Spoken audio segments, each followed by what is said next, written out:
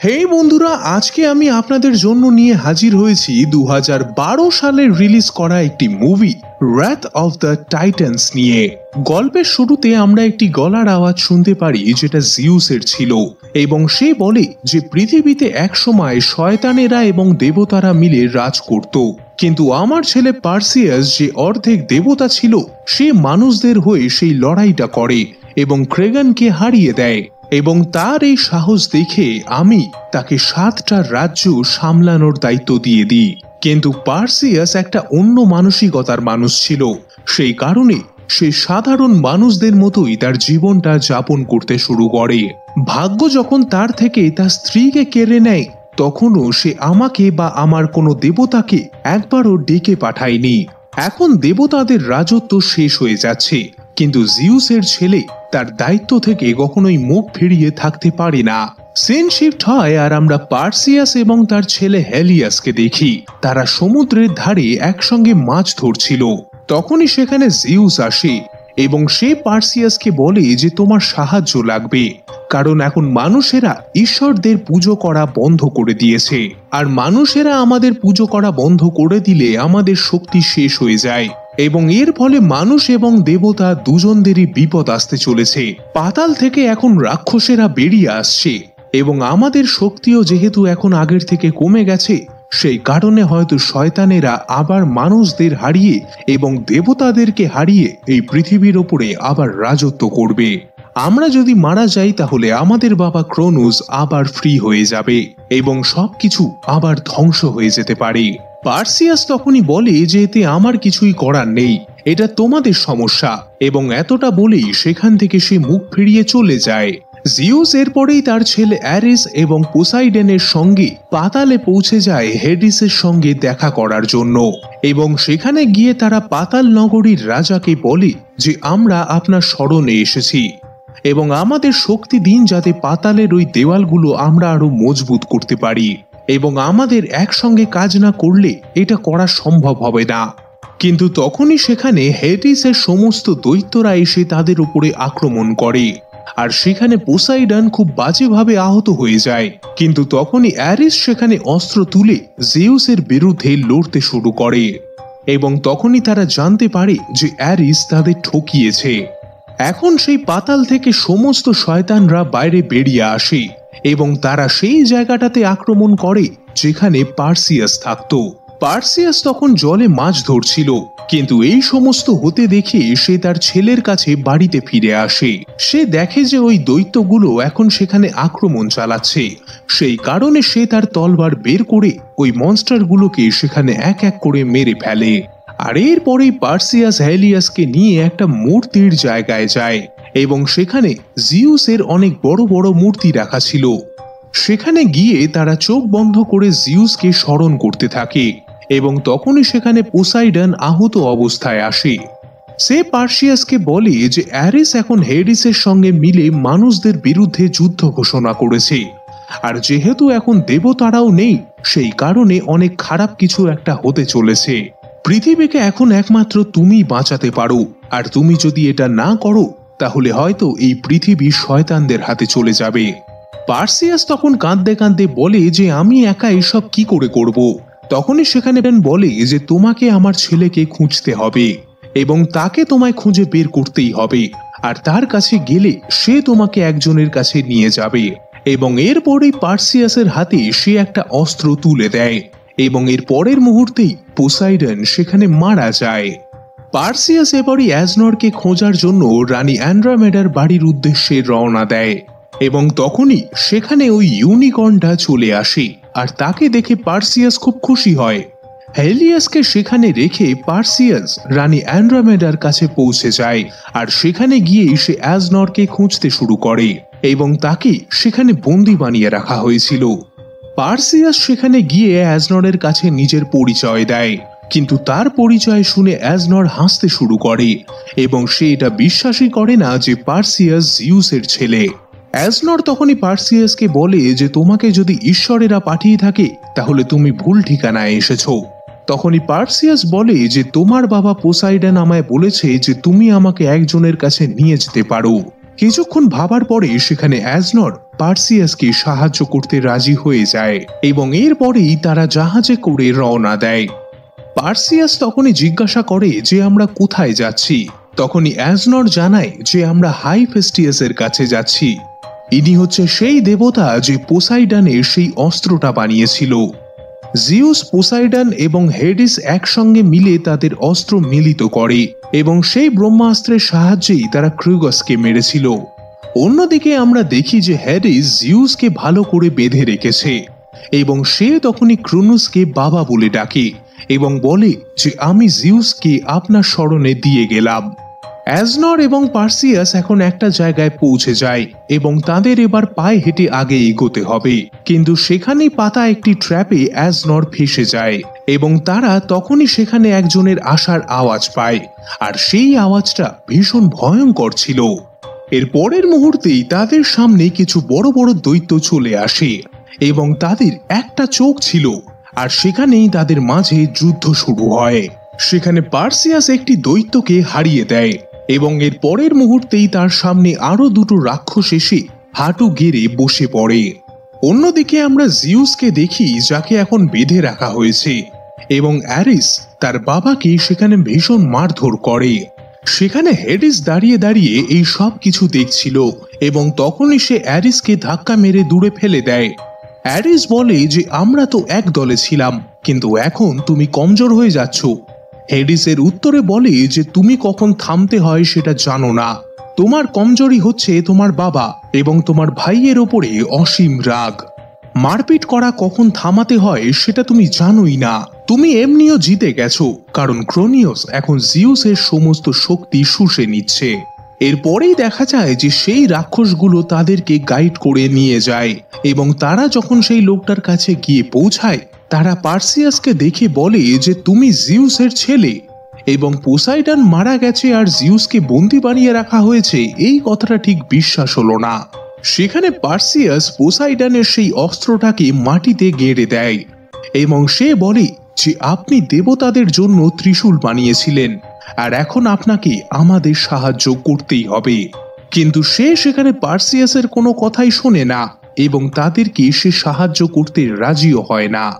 কিন্তু তখনই অ্যান্ড্রোমেডা তার কাছে গিয়ে বলে যে আপনি ভুল বুঝছেন, মানুষেরা কখনোই কমজোর হয় না।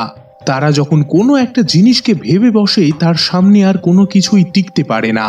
আমরা যদি ঈশ্বর হতাম তাহলে জিউসকে বাঁচানোর জন্য আপনি কি করতেন? এটা শোনাতেই সে তখনই রাজি হয়ে যায়। সে একটি নকশা দেখিয়ে বলে যে জিউসকে যদি পাতালে ধরে রাখা হয় তাহলে সে প্রোটাসের ঠিক কোনো না কোনো একটা জায়গায় আছে, আর এতে বেশিক্ষণ সময় লাগবে না তার গোটা শক্তি শুষে নিতে। সে বলে যে আমি যখন ক্রোটাসের রাস্তা বানিয়েছিলাম তখনই আমি একটা এখানে শর্টকাট রাখি। আমি শুধুমাত্র এটা সাহায্যে তোমায় ওখানে নিয়ে যেতে পারবো না, আমি তোমাকে গোটা জায়গাটা ঘুরিয়ে দেখাতেও পারবো, কারণ ওটার যেই কয়েদিখানা রয়েছে সেটাও আমি নিজের হাতে বানিয়েছি। ওইটাকে এমনভাবে বানানো হয়েছিল যাতে কোনো কয়েদি পালাতে না পারে, সেই কারণে সেটা একটা ছোটখাটো ভুলভুলাইয়া অর্থাৎ গোলক ধাঁধা, এবং এর সাহায্যেই পাতালের মাধ্যমে গিয়ে ক্রোটাস অব্দি পৌঁছানো যেতে পারে। অন্যদিকে আমরা জিউসকে দেখি যে হেডিসকে বলে যে অ্যারিস কোথায়, ক্রোনাস কি ওকে ছেড়ে দেবে? কারণ এই যুদ্ধটা থামানোর আর তোমাদের কোনো সাহসী নেই। এবং এতটা বলেই সে পার্সিয়াসকে আবার মনে করতে শুরু করে। পার্সিয়াস এখন বুঝতে পারে যে জিউস তাকে মনে করছে এবং সেও তখনই মনে মনে তার সঙ্গে কথা বলে নেয় যে সে খুব তাড়াতাড়ি তাকে বাঁচাতে সেখানে আসছে। তারা সকলেই আস্তে আস্তে সেই ধাঁধার সামনে পৌঁছে যায় এবং তখনই সে জানায় যে এটাই ওখানকার ঢোকার প্রবেশ দ্বার। এর ভেতরে এমন অনেক লাখ লাখ দরজা রয়েছে যেগুলোর ভেতরে গেলে হয়তো তোমরা মারা যেতে পারো, কিন্তু একটা এমন দরজা রয়েছে যেটা ঠিক জায়গায় তোমায় পৌঁছে দেবে। এরপরেই তারা যখন আগে এগোয় তখনই আকাশ চিরে সেখানে অ্যারিস এন্ট্রি মারে এবং তাকে দেখে সেখানে তারা ভয় পেয়ে যায় এবং ওই দরজাটা তারা তাড়াতাড়ি করে খোলার চেষ্টা করে। সেখানে পার্সিয়াস অ্যারিসের সঙ্গে লড়াই করতে শুরু করে এবং এর পরের মুহূর্তে সেই দরজাটা খুলে যায় এবং তখনই সেখানে সে সকলকে তাড়াতাড়ি সেখানে ঢুকতে বলে, কারণ এই দরজাটা বেশিক্ষণের জন্য খোলা থাকবে না। কিন্তু অ্যারিস পার্সিয়াসকে সেখান থেকে যেতে দেয় না এবং তাদের মাঝে একটা বড় ঝামেলা হয়। সেখানে যখন ওই লোকটা দেখে যে পার্সিয়াস আসতে পারছে না, সে তার তলবার ওখানে ফাঁসিয়ে দেয় এবং সে অ্যারিসের সঙ্গে লড়তে চলে যায়। কিন্তু সেখানে অ্যারিস তার তলবারের সাহায্যে তাকে সেখানে মেরে ফেলে এবং এই সুযোগটাকেই কাজে লাগিয়ে সেখানে সকলে মিলে ওই দরজাটার ভেতরে প্রবেশ করে এবং সেই দরজাটা বন্ধ হওয়ার আগেই তারা ভেতরে প্রবেশ করে যায়। ভেতরে ঢুকে তারা সেখানে কিছুই চিনতে পারে না, কিন্তু অ্যাজনরের কাছে সেই ভেতরের ম্যাপটা ছিল এবং সেটার সাহায্যেই তারা আগে এগোতে শুরু করে। কিছুটা আগে যাওয়ার পরে অ্যান্ড্রোমেডা কারোর একটা আওয়াজ শুনতে পায় এবং সে তখনই সকলকে জানায় যে এখানে আমাদের ছাড়াও আরো অনেকে রয়েছে। সেখানে অ্যাজনর ওই নকশাটা নিচে ফেলে দেয় এবং সে চেঁচিয়ে বলতে থাকে যে এই জায়গাটা বেকার এবং সেই মুহূর্তেই সেখানকার পাথরগুলো একে অপরের সঙ্গে লাগতে থাকে। এটা দেখে তারা সঙ্গে সঙ্গে সেখান থেকে পালাতে শুরু করে এবং কিছুক্ষণ পরে তারা একটা ফাঁকা জায়গায় গিয়ে দাঁড়িয়ে পড়ে এবং সেখানে তারা দেখতে পায় যে এই গোলক ধাঁধার ভেতরে সমস্ত পাথর এদিক ওদিক শিফট হচ্ছে এবং তখনই তারা সেখান থেকে নিচে পড়ে যায় এবং রানী অ্যান্ড্রোমেডা দুটো পাথরের মাঝে গিয়ে আটকে যায়।